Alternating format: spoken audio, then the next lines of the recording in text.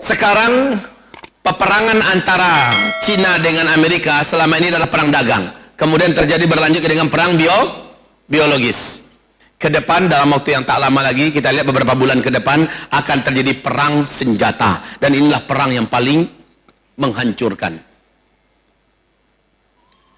Saya tak mampu bayangkan seperti apa porak-porandanya kehidupan dan peradaban di masa-masa yang akan datang, Pak. Ini tahun 2020.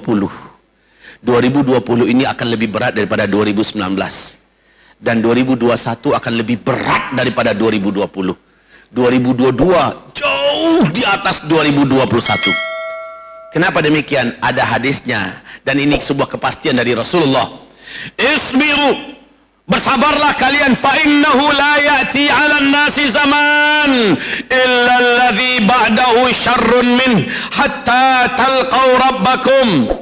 Bertahanlah kalian, bersabarlah kalian, sabar dalam salat, sabar dalam ibadah, sabar dalam keistiqomahan menjalankan Islam yang kafah, sabar dalam berdakwah, sabar dalam perjuangkan Islam, sabar dalam mencari rezeki yang halal, sabar dalam mempertahankan ukhuwah sesama orang-orang beriman. Sabarlah kalian, bersabarlah. Fa innahu la yati alaikum zaman. Nanti kata Rasul akan datang suatu zaman. Nah, ini zaman yang saya pernah uraikan berkali-kali di masjid ini juga. Ini sudah pertemuan keempat kalau nggak salah saya di masjid ini ya. Yang waktu itu malam itu padat sekali. Dan itu wajar, siang ini masa-masa orang masih gentayangan kemana-mana. Ini fase pertama, fase Nabi memimpin kita. Fase kedua, fase para sahabat memimpin kita. Nggak nampak kan, Bu? Nah, Ibu nggak nampak, Bapak yang di depan nampak. Tapi suara kita jelas ya, insya Allah. Yang fase yang ketiga, umat Islam dipimpin oleh para khalifah yang menggunakan sistem kerajaan. Nah, sekarang ini fase keempat. Di fase keempat ini Islam sedang tidak memimpin dunia. Fase 1, 2, dan 3 Islam memimpin 2/3 dunia. Nah, fase keempat ini fase di mana umat Islam dizolimi di mana-mana di seluruh dunia. Islam dibenci dan diperangi di seluruh dunia. Ini fase keempat, fase kita sekarang. Lihat yang terjadi di India sekarang. Yang terjadi di India sempurna, Pak. Apa yang digambarkan Nabi juga sudah di depan hidung kita masing-masing. Nabi berkata, nanti di akhir zaman akan ada 2 kelompok umatku yang akan masuk surga tanpa hisab. Jadi kelanjutan kita dengan India, dengan hadis ini saya katakan pasti akan terjadi. Ada 2 kelompok umatku nanti yang akan masuk surga tanpa hisab. Satu kelompok yang berperang di negeri Syam, melawan musuh-musuh Allah sampai Nabi Isa turun, dan Allah siapapun yang meninggal di antara mereka yang berperang di belakang barisan orang-orang yang beriman, mereka akan masuk surga tanpa hisab. Berarti Palestina, Suriah sekarang ini yang dimaksud oleh Rasulullah sallallahu alaihi wasallam. Kemudian satu kelompok yang lain yang berperang melawan India, kata Rasulullah sallallahu alaihi wasallam. Siapapun yang terbunuh di antara mereka, mereka akan masuk surga tanpa hisab. Jadi macam apa ke depan masa depan Islam, masa depan dunia? Menurut hadis ini akan ada perang melawan India. Ini hadis, bukan perkataan Zulkifli Muhammad Ali. Maka yang berlanjut dengan India nanti adalah perang, Pak. Kemudian apa lagi? Juga dalam sebuah hadis yang juga kuat dan sahih, Nabi mengatakan, tidaklah terjadi kiamat sampai terlebih dahulu kamu berperang melawan suatu kaum sigharul a'yun, picak-picak matanya, sipit-sipit matanya, pesek-pesek hidungnya, muka mereka, kata Rasulullah SAW, seperti pantat kuali yang kena tempeleng, bulat dan picak, kulit mereka kemerah-merahan. Kalau ini dikatakan Ya'juj dan Ma'juj, saya tidak setuju, karena malah kata Rasulullah, larilah kamu dari Ya'juj dan Ma'juj, bukan memerangi. Tapi dalam hadis ini kamu pasti akan berperang melawan suatu kaum yang matanya sipit, hidungnya pesek, warna kulitnya kemerah-merahan. Maka hamba-hamba Allah yang kami muliakan, di fase keempat ini yang kita hadapi akan semakin berat, semakin berat. 2020 ini, awal 2020 saja yang kita saksikan adalah bencana dan bencana di seluruh dunia. Kalau Bapak Ibu mengikuti perkembangan dunia, bagaimana hancurnya beberapa glacier yang ada di muka bumi ini, bagaimana naiknya air laut, bagaimana kebakaran di mana-mana, bagaimana bencana di mana-mana. Kalau Bapak saksikan, Ibu dengar, udah nggak sanggup lagi mendengar. Sebentar lagi insyaallah taala bumi ini, dunia ini, seluruh negara di muka bumi akan mengalami krisis global keuangan, resesi keuangan, krisis moneter global, di mana yang akan dipakai nanti kembali adalah emas. Sekarang tahu harga emas berapa? Sekarang tahu harga emas berapa? Siapa bilang 700?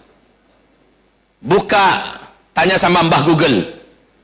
Buka di situ berapa harga antam sekarang? Menembus 800 sekarang ini. Masya Allah. Ini yang tertinggi dalam sejarah emas antam, ya. Emas-emas yang ada di muka bumi terus melesat.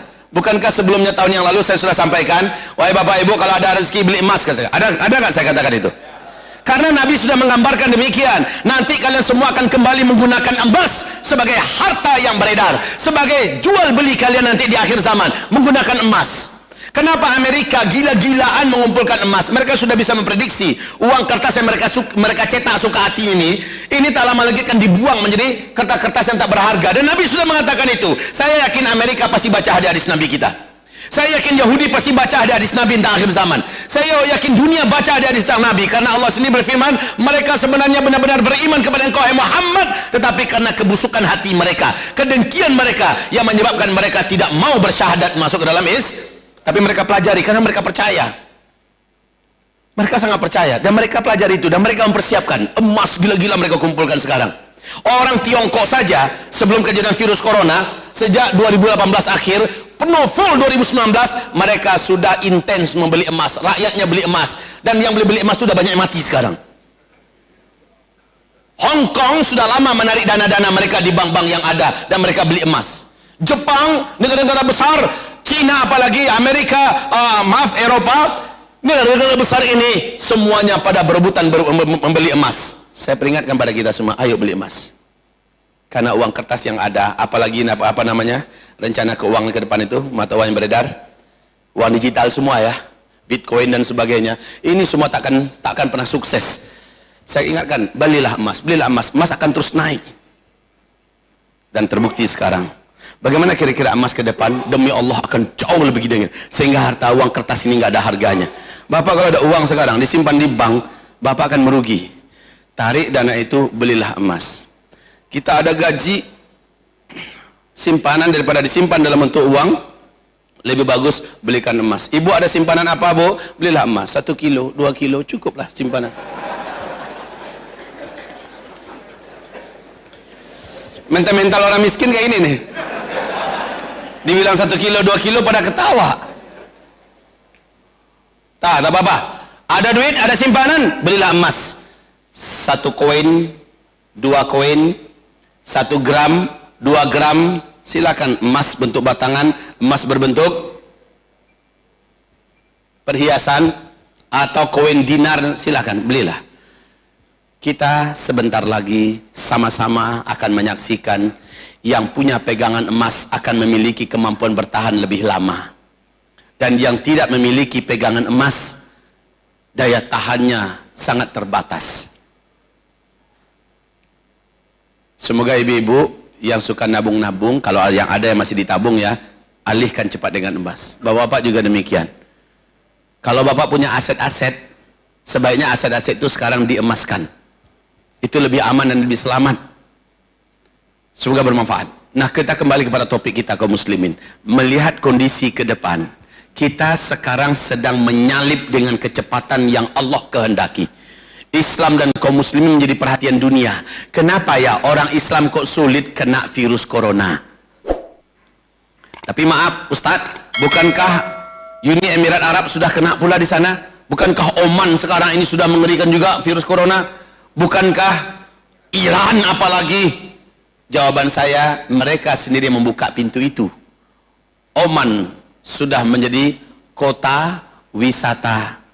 Bahrain sudah menjadi kota negara wisata dunia. Apapun jenis maksiat mereka buat di sana. Apalagi Uni Emirat Arab. Jangan tanya tentang Dubai. Teksasnya Timur Tengah itu adalah Dubai. Jangan tanya itu, Pak. Arab Saudi sejak 2016 di tangan putra mahkota. sudah dirubah menjadi negara sekuler, pintu-pintu maksiat dibuka lebar-lebar. Betul tidak? Mereka yang membuka pintu-pintu maksiat itu, mereka halalkan apa yang sebelumnya haram. Dan satu persatu secara Islam mereka pijak-pijak, mereka injak-injak. Sehingga sebentar lagi coba lihat Pak, apa yang terjadi Bapak Ibu ketika tawaf sudah sedikit orang-orang yang datang karena dihalangi orang untuk masuk. Yang terjadi apa? Bapak pernah main gasing? Pernah main gasing? Bagaimana gasing itu ketika putarannya masih sangat kuat? Gasing itu stabil apa tidak? Tapi ketika dia melambat dan semakin melemah, apa yang terjadi dengan gasing tersebut? Dia goyang, semakin goyang dan semakin kencang dan semakin kuat getaran goyangnya. Betul tidak? Dia bisa oleng ke kiri ke kanan.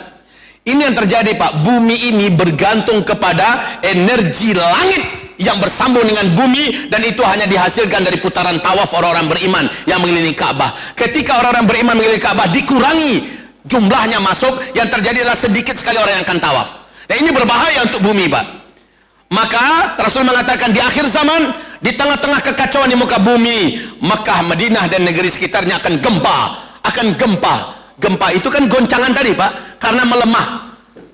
Sumber energi positif yang akan menghalau segala kejahatan, energi negatif itu tertahan karena orang-orang dilarang untuk melaksanakan ibadah haji dan umroh, akhirnya tertahan. Sementara maksiat dibuka lebar-lebar di Mekah, Madinah dan sekitarnya, maka tak seimbang lagi, terjadilah gempa-gempa. Nabi berkata Imam Mahdi muncul nanti ketika maksiat terbuka pintunya di Mekah, Madinah dan sekitarnya, dan saat itu gempa-gempa terjadi. Di tengah-tengah itulah Al-Mahdi nanti akan dibaiat.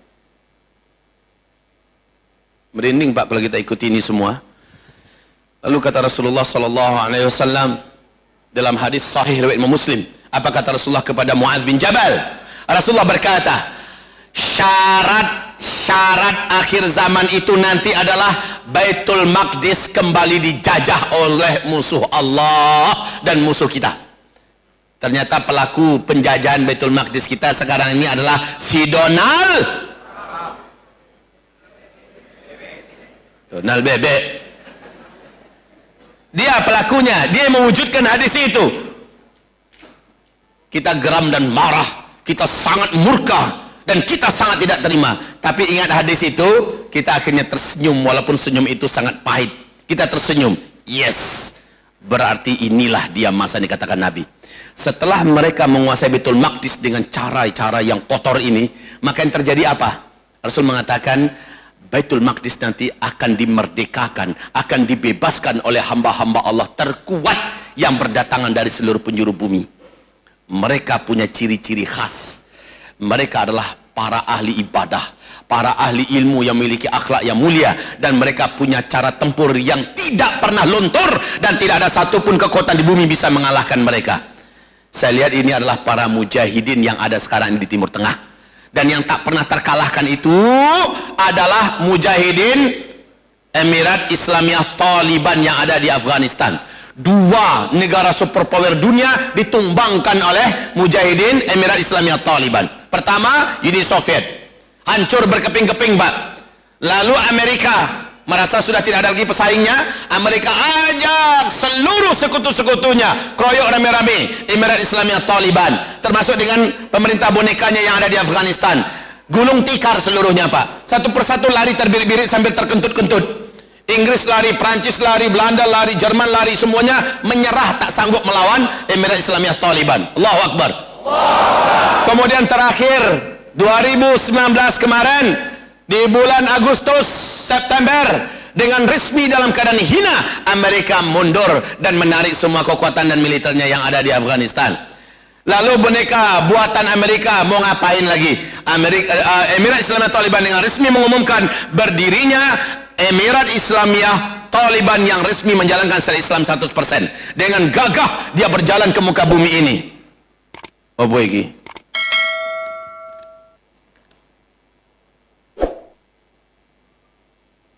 Oh, ya ini saya setuju.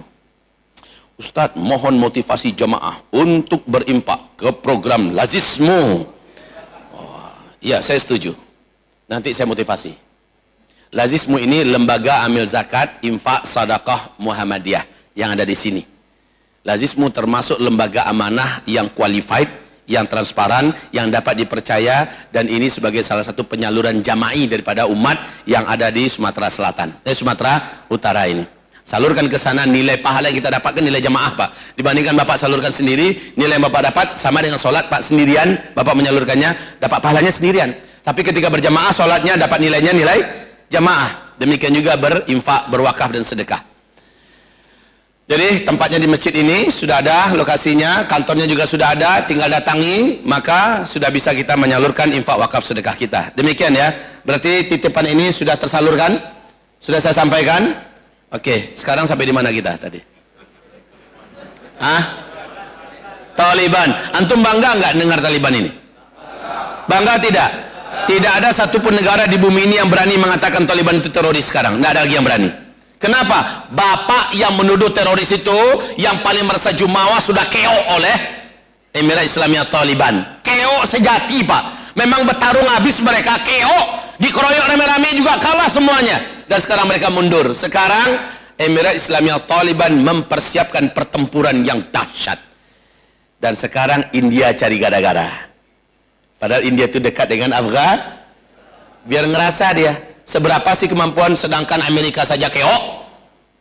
India seberapa kekuatannya? Lihat aja nanti yang terjadi. Pertempuran antara Muslimin dengan India pasti terjadi dalam hadis sahih tadi. Dan Islam akan menang. Allahu Akbar. Jangan jadi gara-gara. Kemarin waktu Emirat Islamiyah mengumumkan bahwa telah berdiri secara merdeka de jure dan de facto, ya, dengan menjalankan secara Islam secara utuh. Apa salah satu program Emirat Islamiyah Taliban? Mempersiapkan pasukan khusus untuk diberangkatkan ke Syam, bergabung nanti dengan seluruh kekuatan-kekuatan militer yang ada di Suriah, di Palestina, dan akan memerdekakan Baitul Maqdis. Demi Allah, inilah yang akan terjadi nanti. Saya bersumpah dan bersaksi di depan Allah dengan hadis yang sahih ini, Baitul Maqdis tak lama lagi akan Allah merdekakan di tangan orang-orang terbaik di muka bumi ini. Takbir. Lalu apa kata Rasulullah dari hadis sahih Muslim? Ini kebangkitan yang tak terelakkan ya. Apa kata Rasulullah sallallahu alaihi wasallam? Umranul Maqdis kharabu Yathrib. Ketika Baitul Maqdis, Rasulullah kepada Ibnu Hawalah, nanti di Palestina, pusatnya di Baitul Maqdis, diumumkan berdirinya khilafah Islamiyah, yang bala tentaranya adalah tentara-tentara Islam yang telah bertempur selama berabad-abad dan mereka tidak pernah terkalahkan. Mereka lah yang akan mengokohkan basis khilafah Islamiyah akhir zaman ini. Umranul Yathrib, Umranu Maqdis. Saat itu Baitul Maqdis lah negeri yang teraman, negeri yang terkokoh, negeri yang terkuat, yang tidak ada orang berani macam-macam di dalamnya. Sementara kondisi saat itu bersamaan terjadi dengan Madinah. Kharabu. Kharab itu adalah hancurnya, babak belurnya, ya, kacaunya, chaosnya Madinah Al-Munawwarah. Allah, setenang apa Madinah sekarang, itu akan chaos nanti. Ini pasti juga agenda akhir zaman yang mutlak akan terjadi. Nah, sekarang sudah kita lihat bagaimana kondisi sekarang di Madinah Al-Munawwarah. Masya Allah Pak, bagaimana persiapan-persiapan, Masya Allah. Dan Irak dan India cari gara-gara dia. Alhamdulillah. Saya katakan Alhamdulillah. Berarti ini pintu-pintunya di depan hidung kita, di depan masa kita terjadinya. Kita menyaksikan. Sebaiknya jangan jadi penonton ya. Persiapkan diri antum. Persiapkan diri antum. Ini akan melebar Pak sampai ke Indonesia. Kamu akan berperang melawan orang-orang sipit, hidungnya pesek-pesek. Dan Allah akan menangkan kamu. Yang terbunuh di antara kamu akan syahid dan masuk surga tanpa hisab. Masya Allah. Jadi persiapkan diri, persiapkan diri. Kita tidak tahu macam mana Allah mengirim kita nanti. Allah Maha Adil Pak. Di akhir zaman ini Allah bukakan pintu surga tanpa hisab bagi orang-orang yang memburunya, yang mengejarnya. Maka pantaskan diri kita, wahai para lelaki yang muda-muda, pantaskan diri antum, ya. Kalau antum masih merokok selama ini, katakan ini rokok bisa nggak menghalangi saya untuk menjadi orang yang pantas. Rata-rata orang perokok larinya 300 meter 1 kilo itu insya Allah pingsan. Ustadz saya kuat Ustadz, ya baguslah, saya nggak mau meninggalkan rokok Ustadz, terserah anda. Yang pasti adalah apakah kira-kira orang yang membakar-bakar duitnya, melakukan hal yang mubazir, kemudian mereka menolong usaha musuh-musuh Allah dengan membeli dagangan-dagangan mereka, orang macam antum itu layak terpilih? Itu aja jadi pertanyaannya. Ustaz, bagaimana untuk kami betul-betul pasti Ustaz agar menjadi salah satu di antara pemenang dan pejuang di akhir zaman? Jawabannya adalah antum pastikan dulu firman Allah surah Al-Maidah jalan di diri antum. Apa firman Allah surah Al-Maidah? Firman Allah dalam surah Al-Maidah, a'udzubillahi minasyaitonir rajim. Bismillahirrahmanirrahim. Alam tara ila alladhina qila lahum kuffu aydiyakum ma'anil qital wa aqimus salah wa atuz zakah. Allah perintahkan kita sebelum ada komando, sebelum ada aba-aba dan instruksi dari ulil amri kita, dari ulama-ulama rabbani kita, tugas kita semua adalah menurut ayat ini tegakkan sholat berjamaah dimanapun saja kamu berada. Ini tugas. Dan kalau saya menambahkan dengan hadis Nabi, berjamaahnya bukan sembarangan berjamaah. Berjamaahnya memenuhi syarat 40 hari 40 malam tidak ketinggalan takbiratul ihram bersama imam. Dimana orang sudah qomat, kita sudah ada di barisan. Imam ketika angkat tangan, saf, rapat dan lurus, kita sudah melihat kepada imam. Kita berdiri di belakang melihat kepada imam. Ketika imam angkat tangannya, Allahu Akbar. Saat imam angkat tangan, kita melihat imam angkat tangan. Setelah itu baru kita Allahu Akbar. Ini yang dimaksud dengan dia mendapatkan takbiratul ihram bersama imam. Lakukan itu subuh, zuhur, asar, maghrib, isya. Lakukan itu selama 40 hari dan tidak boleh putus. Kalau satu sholat saja putus, ulang balik mulai dari awal besoknya. Gitu caranya. Dan lakukan itu 40 hari. Kalau 40 hari sudah kita lakukan, luar biasa piala yang Allah siapkan untuk orang yang lulus itu. Apa pialanya? Dua hal. Dua hal piala ini langsung Allah yang kasih, Allah yang bagi, Allah yang beri janji, dan Allah pasti menepati. Dan ini bukan piala presiden, ini bukan piala gubernur, ini bukan piala Ustaz Zul, tapi piala Allah langsung. Berarti urusan kita langsung dengan Allah, dan Allah nggak bisa dibohong-bohongi. Piala yang pertama adalah sampai mati orang bersangkutan tidak akan pernah punya sifat munafik, dan dia tidak akan pernah jadi orang munafik sampai dia mati. Di akhirat dia tidak akan pernah merasakan neraka walau satu detik. Dia akan dimasukkan ke dalam surga. Luar biasa ini piala. Berlombalah anda wahai para lelaki. Sholat 40 hari 40 malam. Setelah itu Ustaz, bagaimana kalau kami meninggalkan sholat terlambat-lambat dan masbuk? Takkan pernah terjadi. Kenapa demikian? Ngaji aja orang di masjid, dada anda sudah bergetar itu. Anda sudah rindu untuk mengejar masjid. Itu buah daripada perjuangan lulus 40 hari 40 malam itu. Maka ini tugas kita semua. Siapapun kita, kejar berjamaah ke masjid. Subuh, zuhur, asar, maghrib, isya, kejar berjamaah di masjid. Ngaji orang, kita udah tinggalkan aktivitas kita. Orang azan, kita udah di masjid, kita sempat tahiyatul masjid, kita sempat sholat sunat qabliyah, dan nanti kita bersama dengan imam, lalu kita sempat zikir yang sempurna, lalu berdoa, lalu sholat sunat ba'diyah. Lakukan itu selama 40 hari. Bapak dan kita semua akan dipantaskan oleh Allah menjadi pejuang-pejuang yang sukses di akhir zaman ini. Dan nanti setelah itu Bapak akan merasakan ringan untuk tahajud, ringan untuk duha, ringan untuk melaksanakan ibadah-ibadah lainnya. Lalu berikutnya wa'atuz zakah.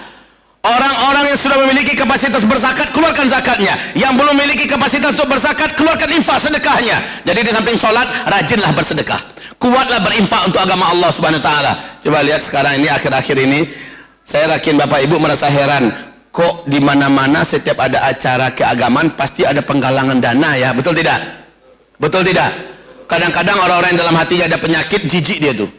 Allah, ujung-ujungnya penggalangan dana tuh. Ujung-ujungnya penggalangan dana. Apalagi judul flyernya adalah siapkan infak terbaik. Udahlah, nak saya datang. Itu memang cara Allah di akhir zaman ini. Karena ternyata paket yang membuat kita sangat kuat, lahir batin kita, mentalitas kita, dan kejiwaan kita, fisik kita, paketnya adalah disiplinlah sholat berjamaah dan kuatlah berinfak bersedekah.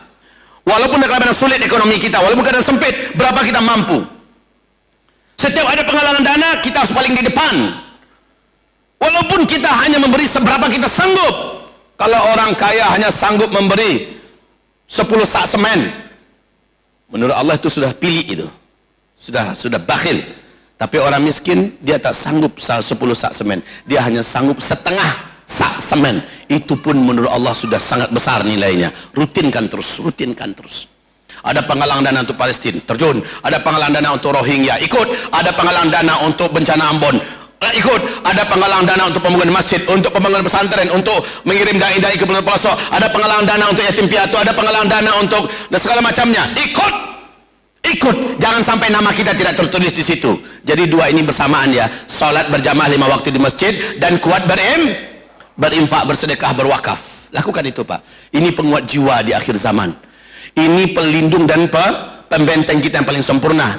Datang pun ke medan ini, semoga Allah lindungi kita. Virus corona menyebar di mana-mana. Bapak Ibu, insya Allah dalam garansi Allah. Dalam garansi Allah. Antara solat kepada solat dikerjakan dengan benar dan tepat. Apalagi solatnya awal waktu bersama dengan imam, tak ketinggalan takbiratul ihram. Sehebat apapun virus corona, Bapak dijaga oleh Allah Subhanahu wa taala. Ustaz, kami yang ibu-ibu bagaimana Ustaz? Kami kan tidak wajib berjamaah ke masjid. Lalu bagaimana kami Ustaz? Jawaban untuk ibu-ibu, satu, betul, ibu solatnya di rumah lebih utama daripada ke masjid. Tapi kalau ibu pergi genjar ke masjid nggak apa-apa. Bagi ibu, ganti solat berjamaah di masjid adalah on time di rumah. Apa namanya Bu? On time di rumah. Ulangi. On time. Tepat waktu, itu maksudnya. Hayya 'alas shalah. Kumandang azan di masjid, ibu sudah di atas sajadah Bu. Gitu yang dimaksud ya. Kegiatan ibu yang lain dipending dulu. Pending dulu semuanya. Mau masak atau sedang masak, matikan dulu kompornya. Sedang ribut anak-anak, kondisikan anak-anaknya. Ini 10 menit lagi mau azan ini. Kondisikan dulu anak-anaknya. Apapun yang bisa mengganggu, semuanya dikondisikan dulu. Sehingga ketika azan, ibu sudah di atas sejadah. Ibu sudah sempat sholat sunat qabliyah. Dan ibu sudah melaksanakan sholat sunat wudhu sebelumnya. Lalu ibu sholat tepat waktu. Kalau ibu mau ke masjid, nggak boleh dilarang, kata Rasulullah. La tamnawi ma'allahi masajid Allah. Jangan kamu larang para ibu-ibu yang ingin ke masjid untuk melaksanakan sholat berjamaah di masjid. Jangan dihalangi. Biarkan mereka pergi. Wa sholatuhunna fi buyutihinna khairul lahunna. Tapi mereka sholat di rumah-rumah mereka lebih baik bagi mereka. Oke? Ini amalan kita. Masya Allah Pak. Tertarik tidak Bapak Ibu? Tidak pernah jadi munafik sampai mati. Tertarik tidak? Tapi ini urusannya kejujurannya dengan Allah lah ya. Kalau merasa kita, ya Allah, saya udah 15 hari disiplin, tapi hari ini asar saya masbuk 1 rakaat. Ya Allah, berarti besok mulai lagi. Hamba mulai besok, ya Allah, memulai lagi. Hamba janji, ya Allah, hamba tak akan terlambat lagi. Tiba-tiba pas hari ke-37 umpamanya, nggak sempat takbiratul ihram bersama imam. Nggak sempat. Pas imam sudah Allahu Akbar, kita baru nyampe di pintu. Ya, berarti enggak bersama dengan imam takbiratul ihram. Berarti ulang balik besok 1 lagi. Dan itu dilakukan dengan ikhlas. Kan enggak ada kerugiannya kita melakukannya, betul tidak? Ketika Bapak sudah lulus 40 hari, maka ketika itu dijamin Bapak akan menjadi pencinta sholat sejati di mana saja Bapak Ibu berada. Dan Bapak akan memiliki jiwa yang kuat. Ketika terjadi panggilan jihad, Bapak orang yang paling di depan. Allah berikan kekuatan yang tak pernah Bapak bayangkan ada pada diri Bapak. Walaupun kita kecil, badan kita kurus ya, tapi pada hari hanya Bapak memiliki kekuatan yang tidak bisa dibendung oleh musuh-musuh Allah Subhanahu wa taala. Ini adalah barokah salat 40 hari 40 malam. Saya sarankan bagi yang punya pesantren, siapa tahu ada yang punya pesantren ya, bukalah program salat, program pesantren 40 hari. Di mana nanti anak-anak yang tamat SMP mau ke SMA, sebelum mereka masuk SMA, masukkan mereka dulu ke pesantren 40 hari ini. Ikuti program sholat berjamaah 40 hari 40 malam. Begitu juga yang dari SMA mau kuliah, masukkan mereka dulu ke program pesantren 40 hari. Yang kuliah mau bekerja, masuk dulu ke program pesantren 40 hari supaya dia tidak menjadi munafik. Ini akhir zaman Pak. Akhir zaman, supaya dia tidak menjadi munafik, dia pastikan dirinya sudah melaksanakan program ini agar dia menjadi pencinta sholat. Dan orang kalau sudah begitu Pak, semua sifat munafik tidak akan ada pada dirinya. Suka bohong, suka dusta, suka maling, suka berpura-pura, suka bergaya, semuanya hilang. Dia akan menjadi orang yang disiplin, orang yang jujur, orang yang amanah, orang yang kuat. Ini yang terjadi Pak. Ini buah daripada sholat 40 hari 40 malam. Jadi jangan main-main ya. Orang munafik itu sangat takut mati, sangat takut menempuh resiko. Sementara itu sudah Allah hilangkan, sehingga ketika ada panggilan jihad, kita paling di depan. Kita paling di depan. Kita sudah tidak takut apa-apa lagi. Kita rindu dengan Allah, kita rindu dengan surga Allah. Ketika panggilan itu datang, Allah sudah siapkan mental kita dan nyali kita. Beda kalau orang munafik, Pak, selalu mereka cari alasan untuk nggak ikut. Salat 40 hari kuncinya. Jadi nggak usah lah sekarang latihan fisik, apa, pegang jeep. Ya.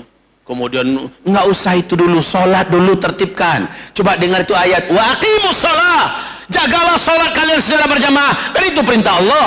Itu dululah. Jangan terlalu banyak teori. Pakai latihan kungfu, wing chun, apa segala macamnya.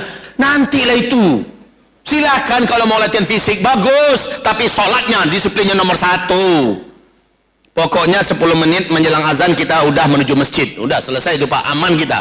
Kalau itu prinsip kita, lillahi ta'ala, jangan, bukan untuk berbangga-bangga ya, karena si orang munafik sholat itu, kalaupun dia sholat pasti akan umumkan pada orang lain, oi aku udah selesai 40 hari. Jelas orang munafik gagal total niatnya, itu sudah nggak benar niatnya. Lillahi ta'ala, dia nggak mau umumkan. Kalau terjadi dia lulus, dia akan sujud syukur kepada Allah, dan setelah itu dia akan menjadi orang yang sangat-sangat super disiplin, super amanah, super jujur, dan super tangguh Pak. Ya, sholat 40 hari 40 malam. Yang mau pensiun, saran saya juga demikian Pak. Sebelum saya pensiun, atau nanti program pertama saya setelah selepas pensiun, saya masuk pesantren 40 hari. Kerjaan kita ngapain di pesantren 40 hari itu? Kerjaan kita, 1, memastikan sholat 40 hari kita selalu bersama imam, dan tidak ketinggalan takbiratul ihram bersama imam. Dan kita dikawal, dikomando oleh sang mudabbirnya ya. Yang kedua, apabila bacaan Quran kita selama ini nggak bagus, saatnya kita memperbaiki bacaan Quran kita selama pesantren 40 hari itu. Apabila bacaan Quran kita sudah bagus, maka saatnya kita menambah hafalan Quran kita. Apabila kita sudah punya hafalan, perkuat hafalan itu dan kemudian tambah lagi hafalan yang baru. Apabila kita buta tentang masalah fikih dan sebagainya, saatnya kita belajar dan mendapatkan training ya, seminar demi seminar, judul-judul fikih yang ada, sehingga bertambah ilmu kita dalam 40 hari. Ini namanya pesantren 40 hari. Nah ini saya lakukan sekarang di pesantren saya Pak. Alhamdulillah, santri-santri kami yang kecil-kecil itu, yang tingkat SMP itu, Masya Allah.